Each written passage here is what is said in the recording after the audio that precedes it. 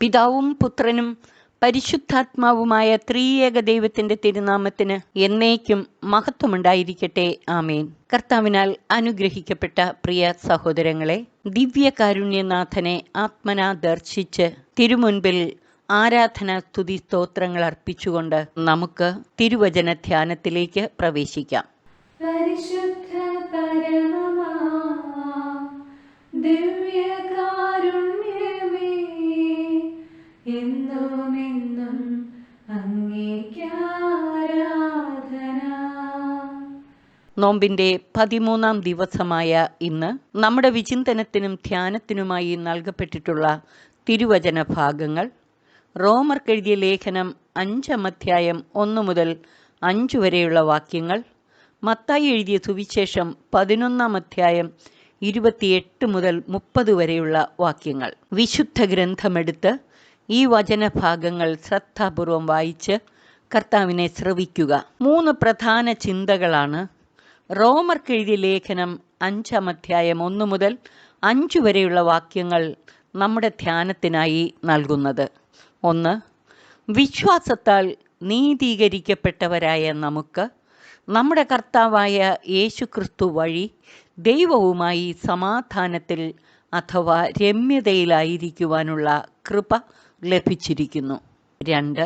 യേശുക്രിസ്തുവിലുള്ള വിശ്വാസം വഴി നീതീകരിക്കപ്പെട്ട് ദൈവവുമായി രമ്യതയിലായിരിക്കുന്ന നമുക്ക് നൽകപ്പെട്ടിരിക്കുന്ന പരിശുദ്ധാത്മാവിലൂടെ ദൈവത്തിൻ്റെ സ്നേഹം നമ്മുടെ ഹൃദയങ്ങളിലേക്ക് ചൊരിയപ്പെട്ടിരിക്കുന്നു.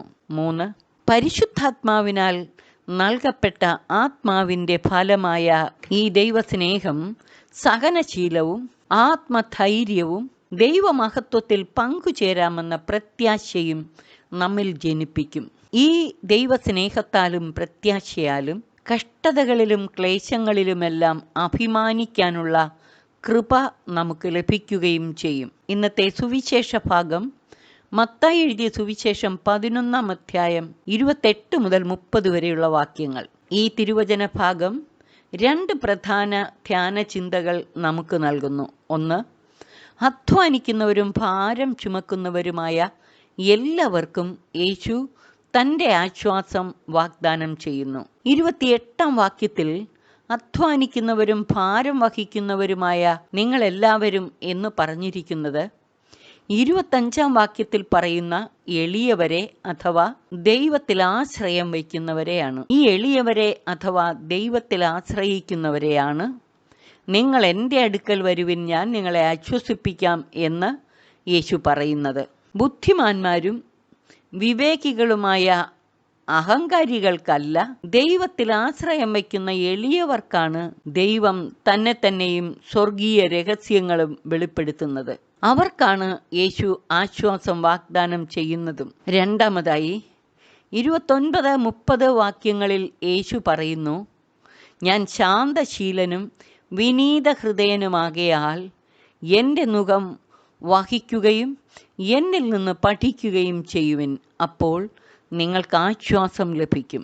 എന്തെന്നാൽ എൻ്റെ നുകം വഹിക്കാൻ എളുപ്പമുള്ളതും ചുമട് ഭാരം കുറഞ്ഞതുമാണ്.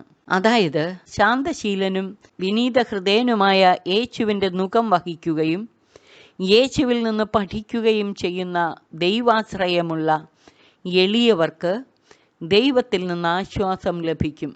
കാരണം യേശുവിൻ്റെ നുകം വഹിക്കാൻ എളുപ്പമുള്ളതും ചുമട് ഭാരം കുറഞ്ഞതുമാണ്.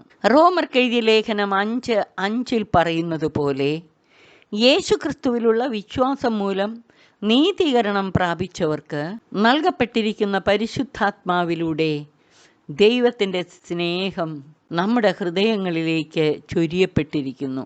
യേശുവിൻ്റെ നുകം വഹിക്കാൻ എളുപ്പമുള്ളതും ചുമട് ഭാരം കുറഞ്ഞതുമായി അനുഭവപ്പെടുന്നത് പരിശുദ്ധാത്മാവിലൂടെ നൽകപ്പെട്ട ദൈവത്തിൻ്റെ സ്നേഹം നമ്മുടെ ഹൃദയങ്ങളിൽ നിറയുമ്പോഴാണ്.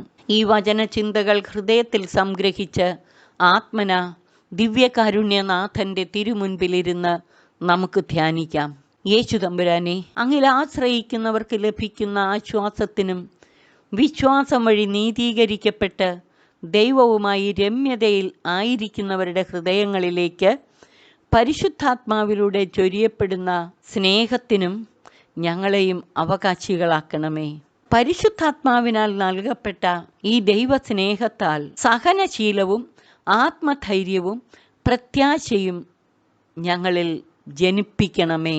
ഈ ദൈവസ്നേഹത്താലും പ്രത്യാശയാലും കഷ്ടതകളിലും ക്ലേശങ്ങളിലുമെല്ലാം അഭിമാനിക്കാനുള്ള കൃപയും ഞങ്ങൾക്ക് നൽകണമേ. അങ്ങനെ സഹനങ്ങളെയെല്ലാം അതിജീവിക്കുന്ന ക്രിസ്തുവിൻ്റെ സ്നേഹത്തിൻ്റെ പൂർണ്ണതയിലേക്ക് ഞങ്ങൾ വളരട്ടെ. ഇപ്രകാരം ഹൃദയപൂർവ്വം പ്രാർത്ഥിച്ചുകൊണ്ട് തൃപ്പാദത്തിലിരുന്ന് ധ്യാനിക്കുകയും ഈ നിയോഗങ്ങൾ സമർപ്പിച്ച് നല്ല ഒരുക്കത്തോടെ പരിശുദ്ധ കുർബാനയിൽ പങ്കുചേരുകയും ചെയ്യാം. അപ്പോൾ കാനായിലെ കല്യാണ വിരുന്നിൽ പച്ചവെള്ളം വീഞ്ഞായി മാറിയതുപോലെ ഒരു വിസ്മയം നമ്മുടെ ജീവിതത്തിലും സംഭവിക്കും. അതുപോലെ യേശുവിൻ്റെ വസ്ത്രാഞ്ചലത്തിൽ തൊട്ടപ്പോഴുണ്ടായ സൗഖ്യവും കുഷ്ഠരോഗിയെ യേശു സ്പർശിച്ചപ്പോഴുണ്ടായ വിസ്മയനീയ സൗഖ്യവുമെല്ലാം നമ്മുടെ ജീവിതത്തിലും സംഭവിക്കും. ദൈവത്തിൻ്റെ പരിശുദ്ധിയിലേക്കും പരിപൂർണതയിലേക്കും വളരുന്നതിനും നമുക്ക് സാധിക്കും. സർവശക്തൻ നമ്മെ അനുഗ്രഹിച്ച് ആശീർവദിക്കട്ടെ.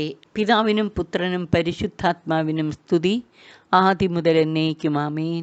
പരിശുദ്ധ പരമമാ ദിവ്യകാരുണ്യമേ,